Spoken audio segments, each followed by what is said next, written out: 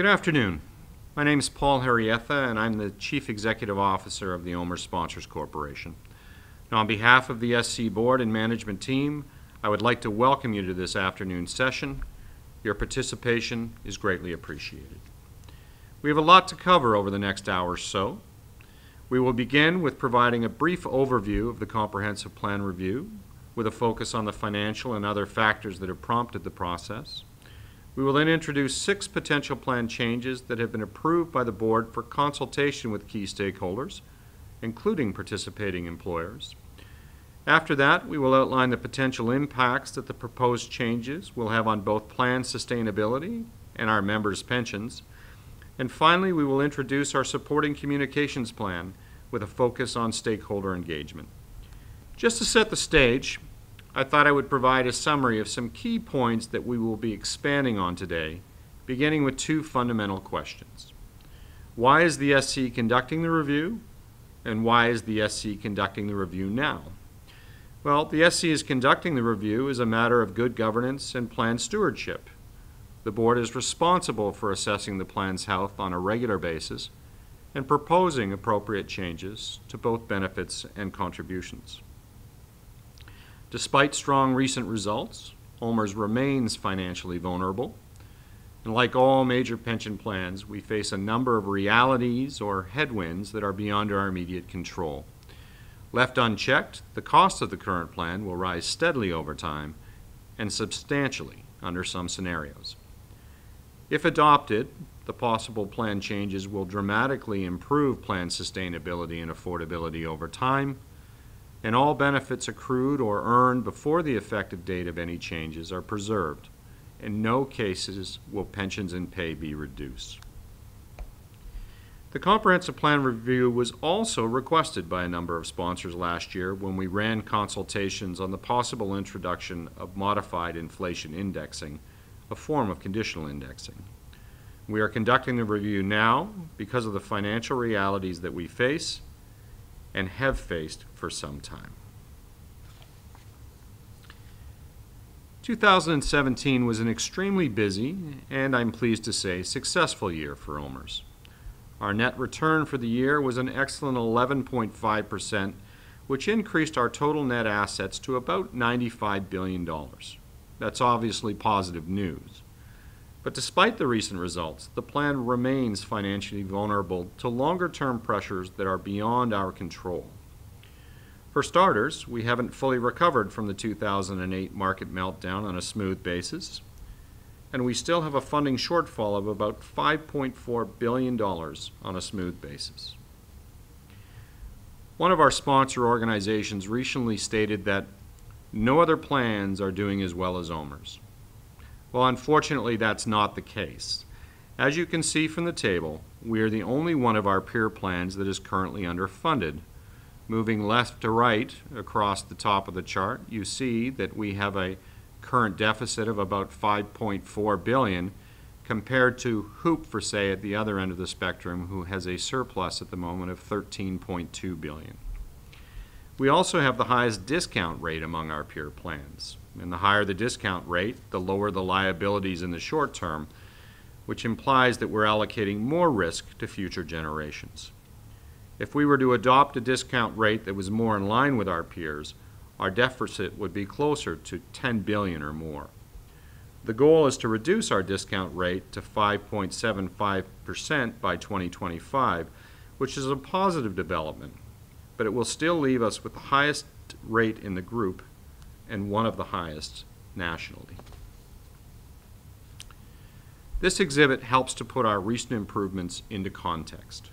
It's a very busy chart where the lines represent the various contribution levels based on earnings and plan type, that is NRA 65 versus NRA 60, and the gray shaded area represents the plan funded status by year. Details aside, it tells us 2 key things. One, that we currently find ourselves underfunded, and 2, we have the highest contribution rates in our history. It is the gap between the two that concerns us. At the same time, we, like all major pension plans, are facing a number of realities or headwinds that will impact our financial position in the coming years, beginning with plan maturity. In 1976, OMERS had almost 9 active members for every 1 retiree. Lots of money flowing into the plan and very little flowing out. Today we have about 2 active members for every retiree, and we expect that ratio to drop to 1 to 1 by the mid-2030s. With fewer contributing members to make up for potential investment losses, the plan is more susceptible to future shocks. It also leads to what is known as a negative cash flow, and beginning in 2019, we are expected to pay more in pensions each year than we collect in contributions. We as a population are living longer. Members retiring in 1963 could expect to live on average about 13 years beyond age 65. In 2016, that number had grown to about 22 years, and for people retiring in 2046, it is projected to be 30 years or more. Well, that's a good thing for individuals. It puts additional stress on the plan. When people collect pensions for longer periods, plan costs rise. A recent study by Deloitte confirms that our membership is likely to shrink in the years ahead for a number of reasons, ranging from technological disruptions to privatization and changing employment practices. Any decline in membership necessarily intensifies our maturity challenges and leads to further cash flow problems. Brings us to economic factors. We currently have about $95 billion in assets, but almost $300 billion in long-term pension obligations. The plan needs to generate about $6 billion in investment earnings each year just to maintain our current level of funding, and by all indications, it will be difficult for us to match our recent investment performance in the future, particularly as the world's population ages. And finally, CPP enhancements. Recent enhancements to the Canada Pension Plan will increase costs and benefits for both members and employers. So collectively, these factors will increase the cost of the plan over time, substantially under some circumstances. And this means higher contributions for members and employers, reduced benefits, or some combination of the two. And that is the basis for the Comprehensive Plan Review. The primary objective of the SC Board is to ensure, in light of the current realities and future challenges we face, that the OMERS plan remains sustainable, meaningful, and affordable for generations to come. The design challenge is to ensure that the plan will continue to consistently deliver, through both favorable and adverse circumstances, an appropriate range of benefits within an acceptable range of costs and across generations. Put simply, the challenge is to ensure that the plan remains valuable to both members and employers for years to come. With a focus on sustainability, the SC Board worked with the OAC and external third parties to develop a long-term discount rate strategy for modeling purposes.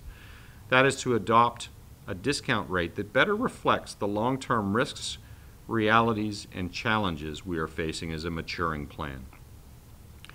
Given that OMERS is maturing steadily, the Board agreed to model the plan's financial health using a discount rate that decreases from 6% today to 5.75% in 2025, and by a further 5 basis points each year until it reaches 4.8% in the mid-2040s.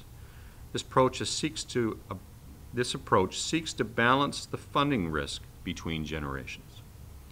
Some have suggested that we are using an overly conservative discount rate for our analysis.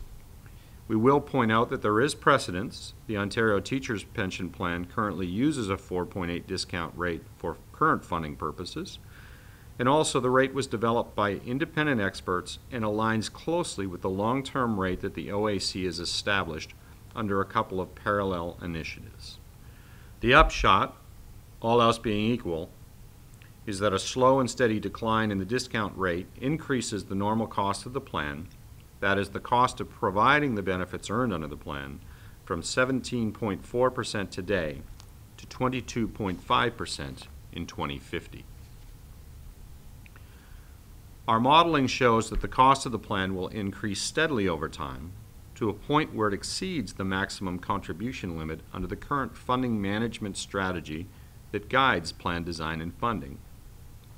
When we add the potential effects of the headwinds we discussed earlier, the cost increases can become substantial, as high as 37.5% under some scenarios. This basically leaves us with three options if the plan is going to remain sustainable and affordable over time. One, ask members and employers to pay more for the same or current levels of coverage. Keep contributions at current levels but reduce benefits. Or add some flexibility or levers to the plan that will help us to manage the risks more effectively in the years and generations ahead. We understand that the preferred approach, 1, 2, or 3, varies from group to group. We also know from our discussions that in general there is a limited appetite to increase contributions beyond the current maximums.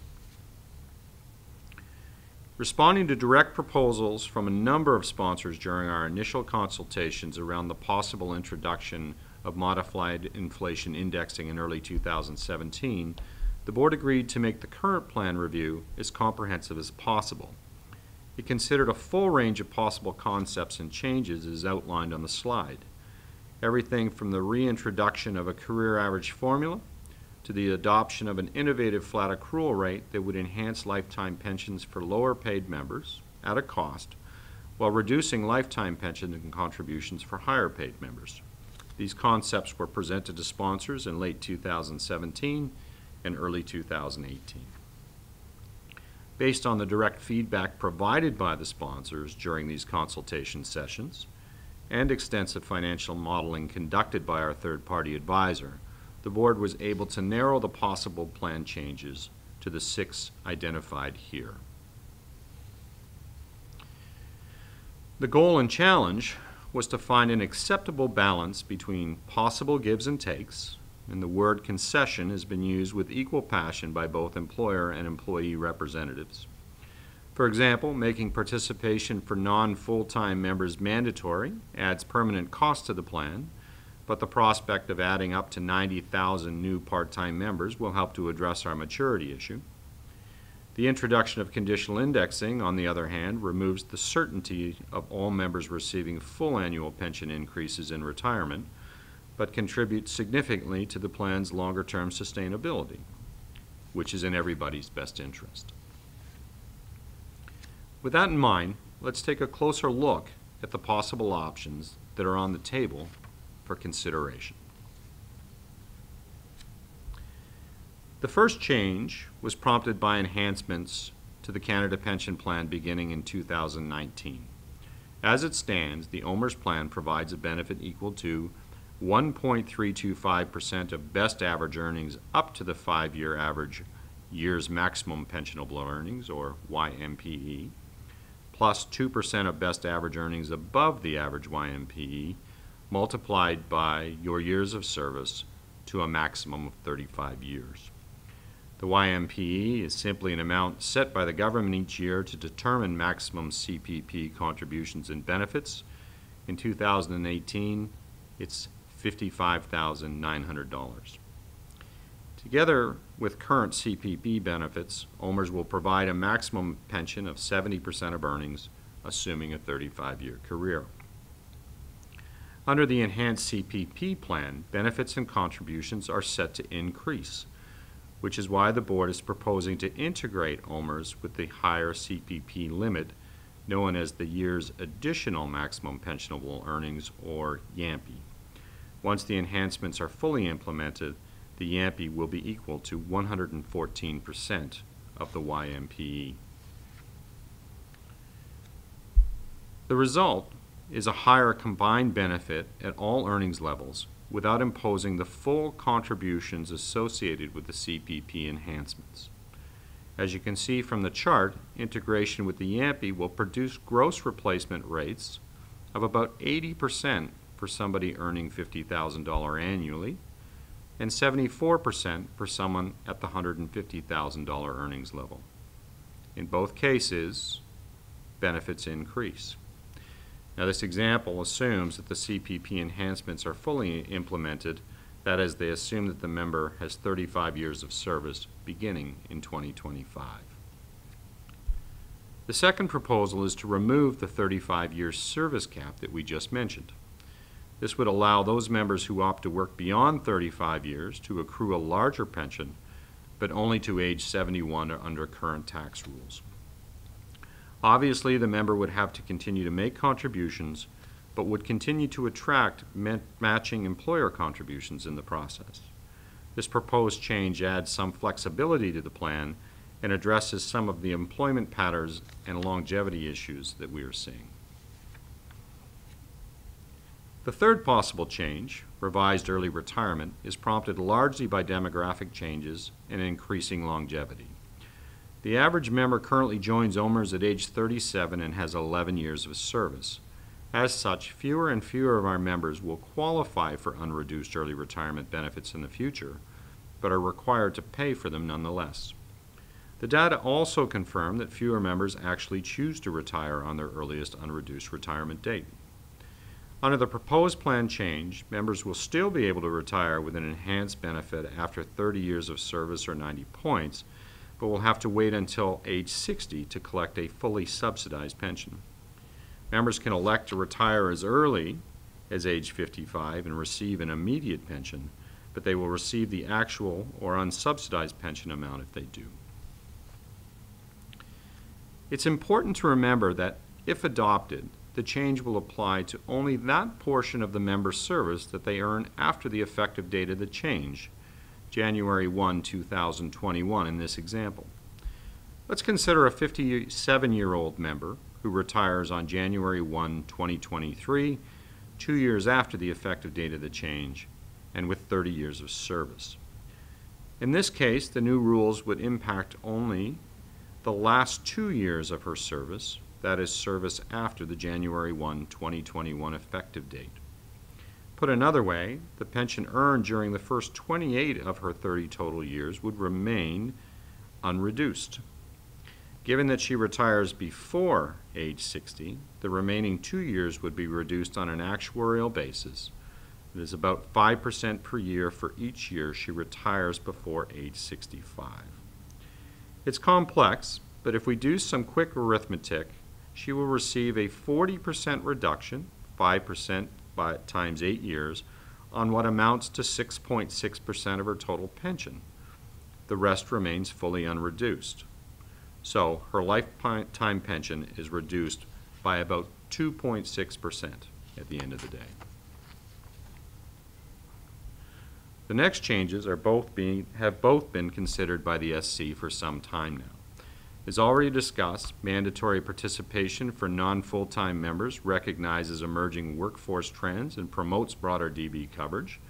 The increase in active membership will also have a marginal but positive impact on plan maturity. We will be looking to you for direction on the actual administration of the change if it is adopted, but the preliminary thinking is that members earning less than 35% of the YMPE would be given an opportunity to opt out of the plan based on their personal needs and circumstances. The other option, depending on administrative constraints and preferences, is simply to allow all members to join the plan regardless of their earnings levels or scheduled work hours. Allowing paramedics to negotiate NRA 60 benefits will help to ensure equitable treatment of affected members relative to police and fire.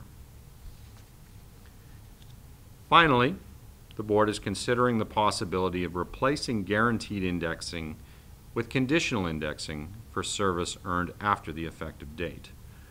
The plan currently provides guaranteed pension increases to retirees of up to 6% annually based on the Consumer Price Index, or CPI, which is a standard index used to measure inflation in Canada. And looking forward, full or partial indexing would be granted annually based on the plan's financial health. Again, this would apply only to service earned after the effective date of the plan change. Full indexing would be preserved for all service earned before the effective date. Basically, conditional indexing provides an essential lever or temporary safety valve to relieve funding pressures if and when it's needed. Conditional indexing also helps to spread some of the risk onto future retirees if the plan suffers a serious downturn at some point in the future, rather than pushing the full burden of plan recovery onto the active members of that day. Based on personal discussions, the senior leaders at the Ontario Teachers' Pension Plan, HOOP, and CAT all confirm that this is one of the key components of their plan and one of the reasons that they remain as financially viable as they do today. To help soften the potential introduction of conditional indexing, the SC Board has proposed a Conditional Indexing Restoration Plan, or CIRP, that outlines how and when indexing might be suspended, resumed, and restored in the future. The answer depends on the plan's financial health, as summarized in this exhibit. When the plan is in a deficit position, that is the bottom of the three zones pictured here, partial indexing may be granted depending on the projected health of the plan. The prospect of maintaining full indexing, however, is unlikely until the plan's health improves. In the reserve management zone, the middle zone, indexing is restored to full levels at 105%, provided the actuary confirms that full indexing can be sustained throughout the valuation period. If not, something less than full indexing can be adopted by the board. And in the surplus management zone, the top zone, the expectation is that full indexing will be provided and that any foregone indexing will be restored, as long as restoring all or part of those foregone benefits won't push the plan below the 110% threshold. Think of it as a dimmer switch that gets turned up or down depending on the financial circumstances, rather than a traditional light switch that gets turned on or off at specific thresholds. To help manage the transition, the board is also proposing that members who retire after the effective date of the change receive full indexing until January 1, 2025. To clarify, the Conditional Indexing Restoration Plan will help determine how much pensions are increased on an annual basis, reminding ourselves that in no case are pensions ever reduced. That's the law. Consider a very simple and fictional example of a member who retires with an initial annual pension of $30,000, and the annual inflation remains at 2% for the next 12 years. Please note that the example is exaggerated for effect. The intent is simply to illustrate the mechanics of the process. We will discuss probabilities later in the presentation. For the first 3 years of her retirement, as we can see in the second column of the table here, the plan is well funded and full indexing is granted.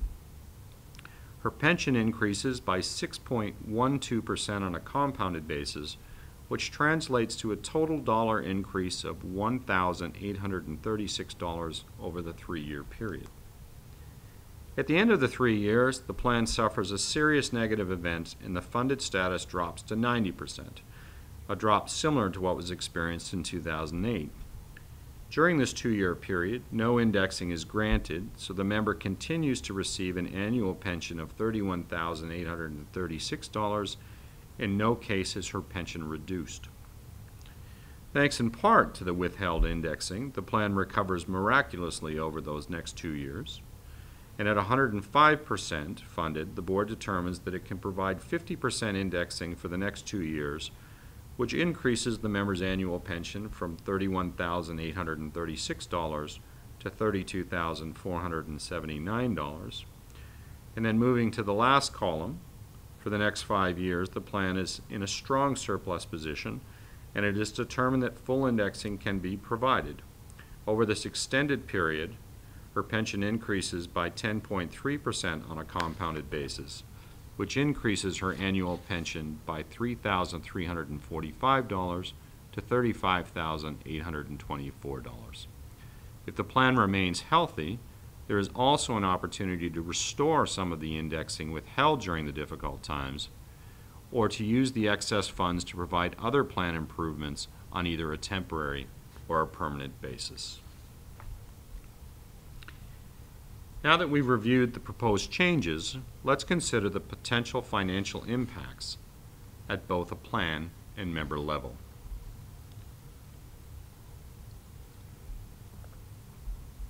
What you're about to see is that, as proposed, the potential plan changes would improve plan sustainability significantly. You'll also see that by design, members' combined benefit, OMERS plus CPP, will be lower at age 55 but higher at age 65 for mid and short service members. This rebalancing reflects early retirement trends and our focus on longevity, as we've already discussed. And assuming the board approves mandatory coverage for non-full-time employees, OMERS will provide meaningful DB coverage for another 90,000 or so workers in Ontario. So let's look at the cost impact. One of the key questions we've received during the consultation period is, what are the relative costs of the individual options you're considering? Well, here they are. By 2035, the normal cost of the plan is projected to climb to 20.1%. That's the blue bar at the far left of the screen. Moving right, the introduction of conditional indexing would reduce the normal cost by 3.8 percentage points. Integration with the new YAMPI would reduce the normal cost by 0.4 percentage points, and the proposed early retirement provisions would reduce the total by 0.7 percentage points. That produces a revised normal cost of 15.2%, or almost 5 percentage points lower than the current plan. On the flip side, extending mandatory coverage to non-full-time employees would increase total plan costs depending on the total number of new participants. By 2050, the impacts are amplified, largely because of the decreasing discount rate discussed earlier. In this case, the introduction of conditional indexing would reduce the normal cost by 4.5 percentage points, and integration with the new YAMPI would reduce the normal cost by 0.5 percentage points. The one exception is the proposed change to the early retirement provisions, which essentially become cost neutral because of changing demographics and anticipated retirement patterns in the future. In any case, the 5 percentage point reduction in normal cost is maintained. This chart simply shows the consolidated impact of the proposed plan changes over time, beginning in 2020. What's important to note is that there is no intention to strip these costs out of the plan. Contributions will be maintained at levels that will essentially fund the conditional benefits provided under the plan. And subject to the board's approval, we are proposing minimum combined contributions of 18% when the plan is in surplus. It's expected that contributions will remain above 20% for the foreseeable future. As we indicated earlier, our modeling shows that the cost of the current plan will continue to rise steadily over time and significantly under some circumstances. The proposed changes would help to address this issue and keep the plan more affordable for both members and employers. Our modeling tells us that, based on the proposed changes, there is an 82.4% chance that the average contribution rate will remain below 22.6% by 2050. This is the maximum annual contribution level permitted under the current funding management strategy. Without the proposed changes, there is only a 24.3% chance that the average contribution rate will remain below 22.6%. Finally, the modeling indicates that, based on the outlined assumptions and SERP, that significant levels of conditional indexing will be granted over time. You can see from the chart that it's estimated that 63.3% of total indexing will be granted by 2030, and 86.3% of total indexing will be granted by 2050. This includes the restoration of lost payments based on the plan's financial health. Together with fully indexed CPP benefits, this will help to ensure that the purchasing power of our members' combined pensions will be largely preserved over the longer term. As we can see, the proposed plan changes would have a positive financial impact at a plan level. Just as important, the modeling tells us that the proposed plan changes would have a relatively minor and potentially positive impact on the combined lifetime pensions that the majority of members receive. We fully acknowledge that there will be gives and takes on an individual basis, and that the introduction of conditional indexing adds some uncertainty to the equation, but the impacts are more nuanced than we might have guessed. As part of the review process, our third-party experts modeled a large number of member impacts based on age, start date, service, and income. For purpose of today's meeting, we'll look at 3 fictional examples. A long-service member who will earn the bulk of her pension under the current plan terms, a mid-career member who will earn significant chunks of her pension under both the current and proposed plan provisions, and a short-service member who will earn the bulk of her pension based on the proposed plan changes. We've chosen a member with a relatively modest earnings base. And we can confirm, though, that the patterns you see are generally consistent regardless of income levels, and a full range of examples will be posted on our website in the near future. So let's begin with the long service employee and compare her estimated pension under the current and proposed plans at 3 key ages: age 50, 60, and 65. Now, to help read the chart, the dark blue bars represent the lifetime pension provided under the current plan, and the light blue bars represent the bridge benefit payable to age 65. The bright orange bars represent the lifetime pension provided under the proposed plan, and the fainter orange bars represent the bridge, and the gray bar segments represent benefits from the Canada Pension Plan. As you can see, this member would be generally unaffected by the proposed plan changes, largely because the vast majority of her benefit will accrue under the current plan terms. Of interest, she will be slightly better off if she retires at age 65 because of the enhanced CPP. And as a reminder, current guaranteed indexing and early retirement provisions are fully preserved for service earned prior to the amendment date. Looking at the second example, we see a more fundamental shift for a member with split service. By design, this member's combined benefit is comparatively lower if she retires at age 55, but comparatively higher if she retires at age 65. This intentional rebalancing reflects the early retirement trends and focus on longevity discussed earlier in this presentation. Given that more people are joining OMERS at later ages, fewer members will actually qualify for unreduced early retirement in the future, and even now the data show that a growing number of members are working past their earliest unreduced retirement date. For this member, the enhanced benefit payable at age 65 also reflects the proposed elimination of the 35-year service cap. And again, current guaranteed indexing and early retirement provisions are fully preserved for service earned prior to the amendment date. And in example 3, the rebalancing is amplified for shorter service members. Once again, by design, the member's combined benefit is comparatively lower if she retires at age 55 and comparatively higher if she waits until 65 to retire. Here we can see the fuller impact of the enhanced CPP, which, as a reminder, currently provides full indexing. So, again, we're sensitive to the fact that the proposed changes do shift the landscape for certain members. We're also confident that proposed changes are necessary given the financial risks and challenges we face and strike a reasonable balance between benefit preservation and plan sustainability. As a reminder, any changes approved by the SC Board in November are unlikely to be adopted before January 1, 2021. That would give us at least 2 full years to finalize administrative processes and systems requirements. It would also give current members 2 more years of benefit accrual under the current plan and an opportunity to prepare for any changes that might impact them. All changes are prospective, that is forward-looking.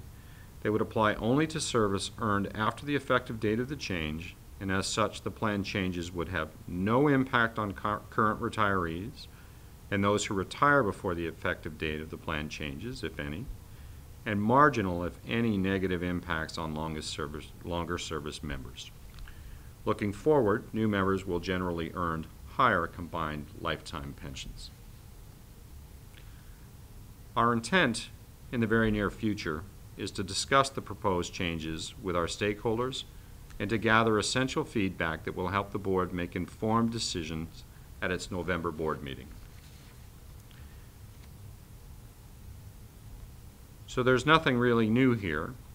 We have engaged sponsor representatives and other key stakeholders since November of last year, and even earlier if you consider our initial consultations on modified inflation indexing in late 2016 and early 2017.